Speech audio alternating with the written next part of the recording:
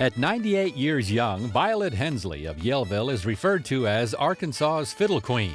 In 2004, she was named an Arkansas Living Treasure by the Arkansas Arts Council. Violet began playing the fiddle when she was 12. 3 years later, she started making them since fiddle playing and fiddle making runs in the family.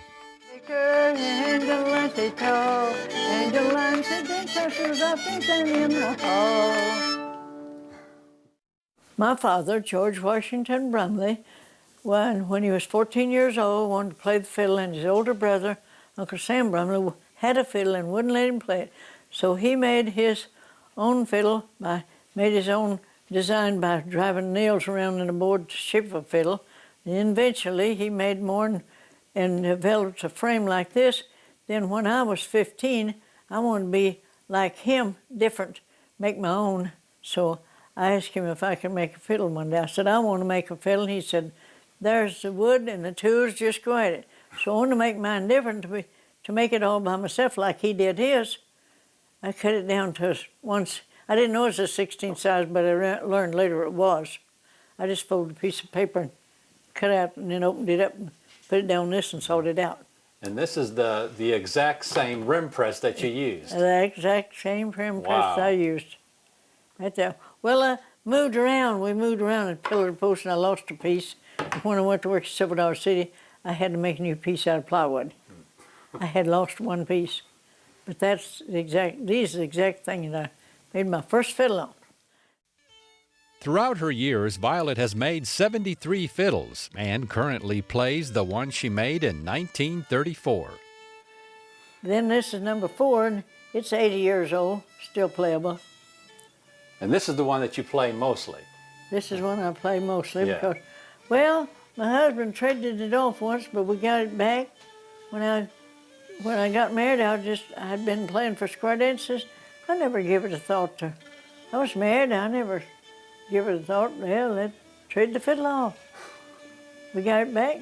Then after got moved to another place, and people thought it was something that I played the fiddle, and we started back playing after 27 years.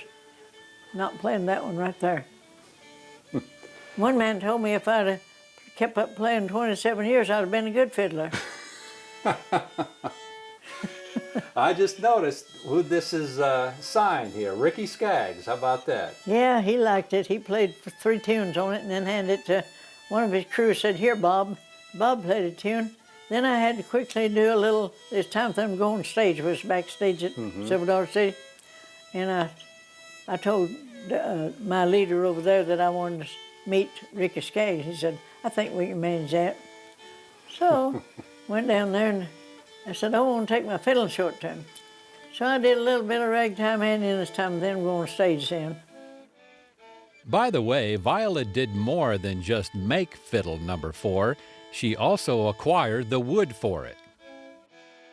We actually cut the tree down with a cross-cut saw and chopping axe, took an axe and split it out. Then hand-planed it smooth. Maple, back, sides, and neck. And a pine tree, they said pine couldn't use anything but spruce and special wood made for violin, but my dad used it all the time out of this pine basswood. And pine for the top, dogwood tailpiece. I tried to stain that in black, but it didn't stain very good. And a walnut fingerboard and persimmon for pegs. Out of the 73 fiddles Violet made, only 8 remain in the family. The rest were either given away or sold. Her eyes are not the same as they used to be for making fiddles, so now she just enjoys playing them. And so, along with her son, grandson, son-in-law, and yours truly accompanying on wooden spoons, we spent an afternoon in Violet's kitchen playing and enjoying that sweet Ozark folk music.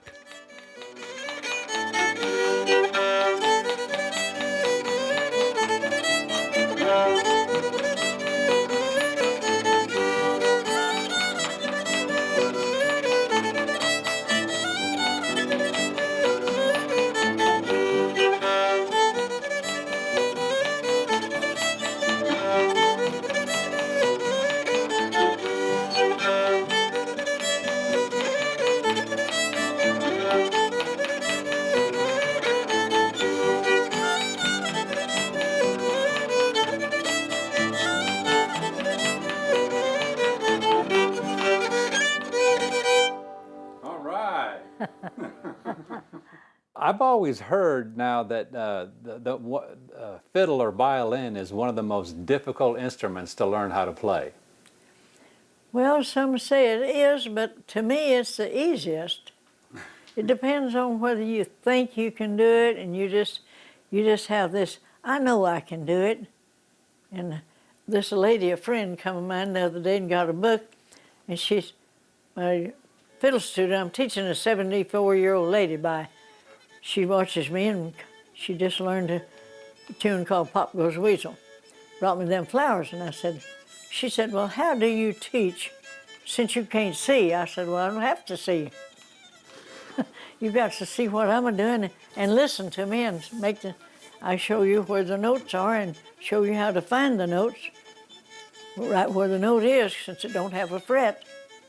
And then you got to follow that. And I went and got the fiddle to show her, and I drawed, and I said, now that's E, A, D, G. We're not going to, and your fingers are 1, 2, 3, 4. We're not going to use 4. I said, it goes 1, 2, and 3, and I went, da, da, da, da, twinkle, twinkle. I said, put your little finger, little star, how 3A, 2A, 1A, I wonder what you are. I handed it to her and she played it. Wow. She said she played the guitar. She said, I'm coming back. I'm going home, get my fiddle out, and I'm coming back here. She caught it right quick because it had music in her soul. Some people are talented for music and some are not. We were looking at all those pictures you have here. My goodness, you've all the celebrities, Glenn Campbell, you've been on Captain Kangaroo, Live with Regis, Art Linkletter, Alex Trebek, and my goodness. Didn't get one of Charles Kuralt. Yeah, Charles Kuralt, that's right. Charles Kuralt came here for 3 days. 3 days? Yeah, Wow. he set up his big equipment. I was working at the hospital. And he had to wait till Sandy and LaWanda got home from college to see them. And then had a dirt street then. My husband had to take his... Winnebago? Yeah, he had help pull his Winnebago up the hill. He parked it down here, and my husband had what he called a carry-all. He hooked onto it and got him up to the pavement. Violet Hensley, Arkansas's fiddle queen and an Arkansas living treasure. She ought to write a book, you say? Well, she has. Whittlin' and Fiddlin' My Own Way. Break it down, Violet. Break it down. Hey, put a little black out Susan. Oh, put a little black out Susan. Hey, put a little black out Susan. Black out Susan Brown.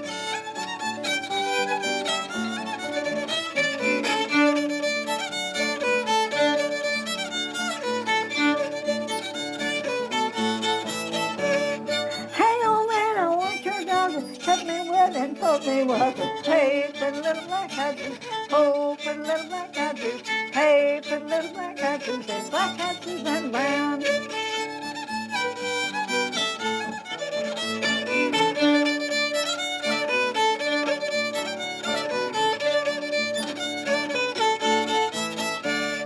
I love my wife and love my baby. I love my biscuits soft and gravy. Hey, put a little black eyed Susan. Oh, put a little black eyed Susan. Hey, put a little black eyed Susan. Black eyed Susan Brown. Wow. Now I see what keeps you young. Yep, you gotta have a little fun along in life. You ain't gonna live but one life. Enjoy while you're at it. There you go.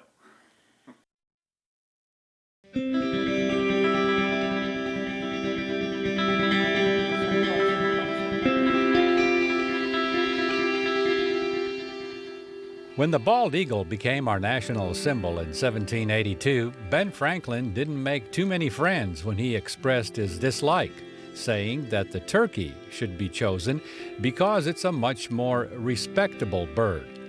But needless to say, that idea only got as far as America's bird on the Thanksgiving dinner table.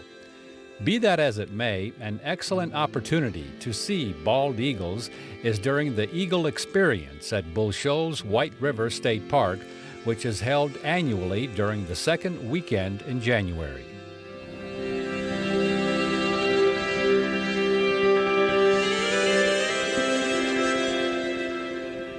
It's Friday and Saturday for the public. Typically there will be, on Friday night, huge meet and greet. The zoo, the rehabbers all bring their birds out. Great photo opportunities for the public. All the events are free. And that evening we will have owl prowls. And then Saturday morning, everything pretty much starts with van tours, bird hiking, walks, and or bird watching hikes. And we'll do some more van tours, lake cruises, river boat tours.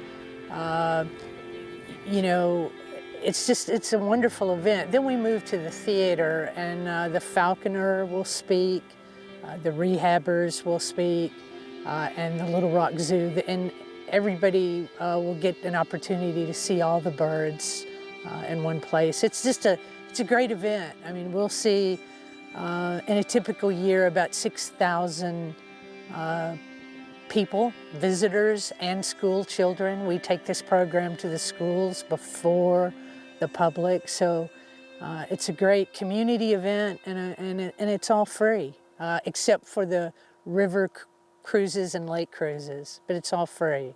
So just a great event, and a chance to get to see a bald eagle in the wild, which there's more and more and more of.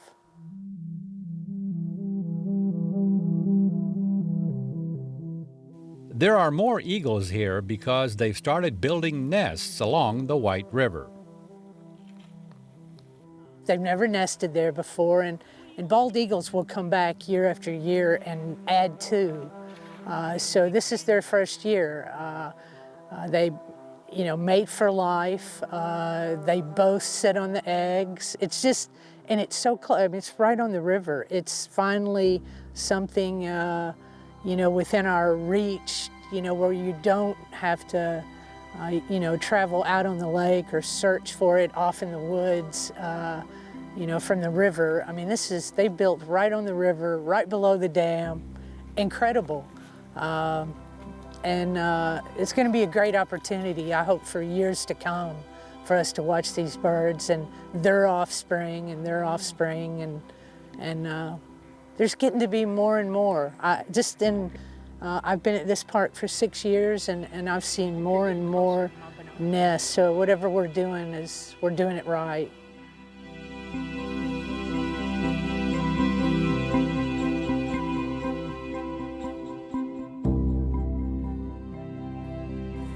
If you'd like to make an extra effort, you can take the Big Bluff hiking trail to an overlook of the White River for an even better view.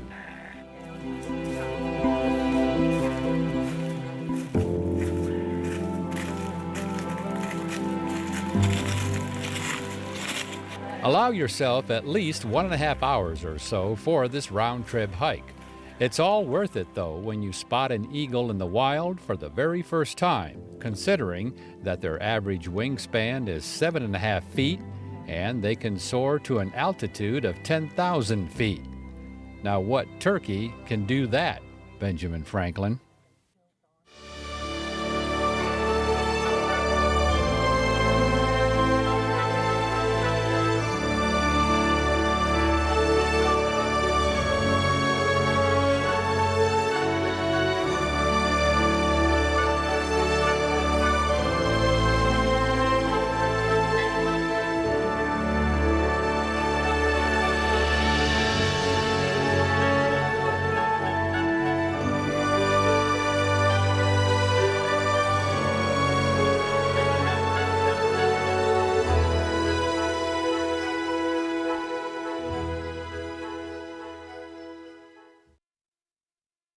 I'm gonna blow a little hail call. That's when you want to get the attention of the ducks and tell them where you are. And this pink duck caller really helps, I'm gonna tell you.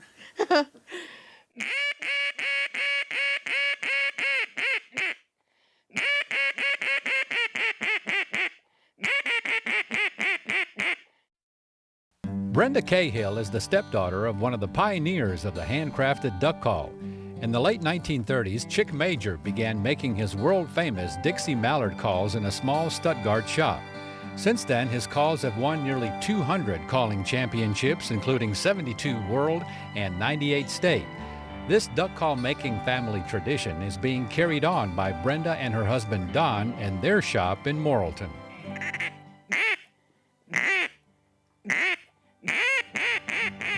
Well, I would say that you all, your entire family, from way, way back when, are the original Duck Dynasty. That's what I gather from this whole thing. You're probably right. Could be put that way. You're right. Because we started at it as a family and a group way back in the 50s, kind of in our prime in the 50s. Well, actually, Chick Major, you said the first one he made was back in, what, 1939? 1939, but I wasn't here then. I wasn't born until later on down the road. But he made his first call out of walnut with a cedar end piece. Hand did it all, no jig at that time. But cedar was an easier wood to knife cut, and so he used cedar. And then we, in 1942, he had a jig made, case hardened, and it's what we use to this day to make duck calls. And it's I guess we've had it for however many of the years that is, way into the 60s or 60 some odd years. Here we go with that, but getting into 70. And he won his first title, world title, in 1945. Now, most people aren't aware that you're doing this, still making these calls. Well, that's right.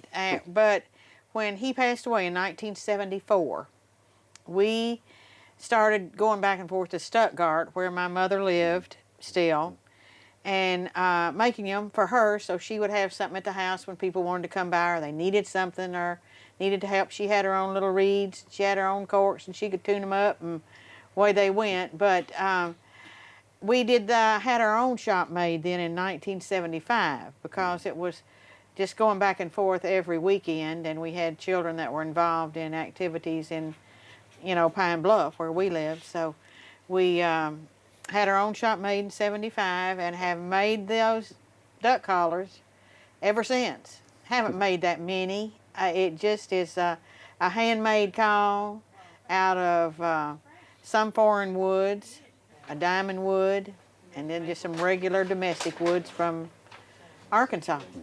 Handmade, that's the key word. Handmade. You don't find that, what you're doing right here in this shop across the United States, that often. No, I don't think so. And you've been here a little while today, and it's all done by hand. It's causes a little mess sometimes. We make a mess every now and then, but we do make them all by hand, out of a stick of wood. Yeah, just like we've seen out of a block of wood. Yeah, that's what it is. That's what it is. It's exciting too. Let me tell you, what makes a handmade call fun is you don't know what it's going to look like till you get through, because every wood has its own grain, and it may be the way you cut it, may be the way you burn it, but you're not sure until the lathe stops what the call is going to look like.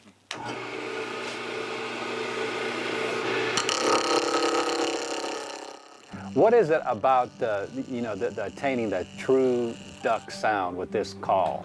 Well, they say, I don't know what Chick did when he created that jig, because I wasn't even here then, but it has a true, what they call an Arkansas sound. And they're wood calls, which I like wood calls, but they do use some acrylics, a lot of acrylics, but it's just got a kind of a tone that calls the duck, or I think what they used to say when it was one of the prime, duck callers at one time, and now there are a lot of duck call makers, not just, Chick was at one time one of the few, I think, to make them, but now there's a lot of duck call makers. But it has just a Arkansas rhythm and Arkansas sound, and kind of a guttural sound, and the raspiness. Yeah, you can make the raspiness can come, and with it, it's not mass produced, so you can get just about any kind of sound you want. This is a hail call when you see ducks at a long distance.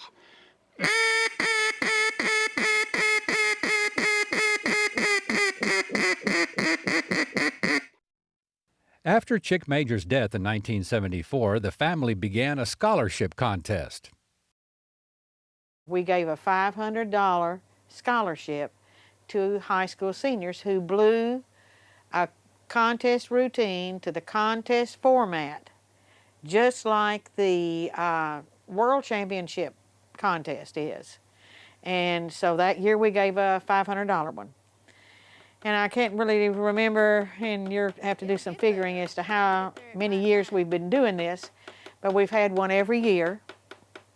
And the scholarship amounts have grown. We had fundraiser after fundraiser. We cooked hamburgers, we cooked fish, we had clay target shoots, we had print sales from prints of an artist made prints, and then we had Philip Crow painted us a set of dog prints, and we sold those, and we sold duck calls that were made from a wood that Fred Bear gave us from his archery scraps, from his Fred Bear archery bows.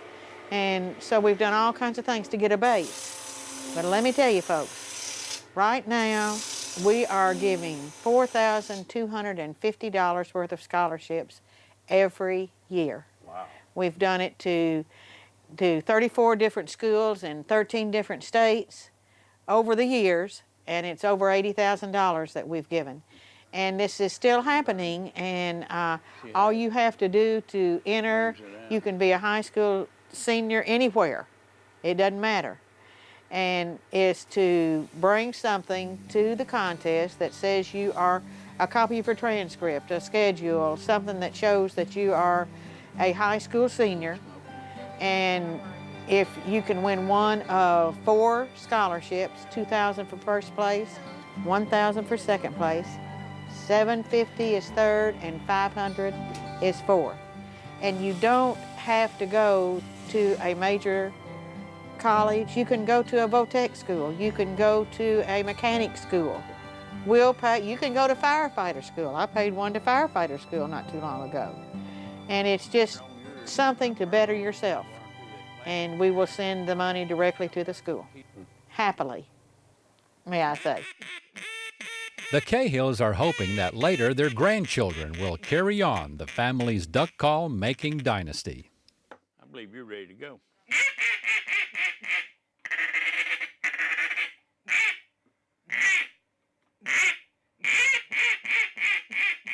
And that last one was a lonesome duck call.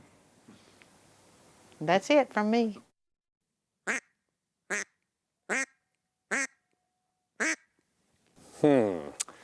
Must not be holding my mouth right or something. Need to fine-tune that a little bit. If you'd like to enjoy this episode again or any one of our others, just visit our website at aetn.org/exploringarkansas. And also, don't forget to like us on our Facebook fan wall. And we'll see you again the next time for another exciting adventure on Exploring Arkansas.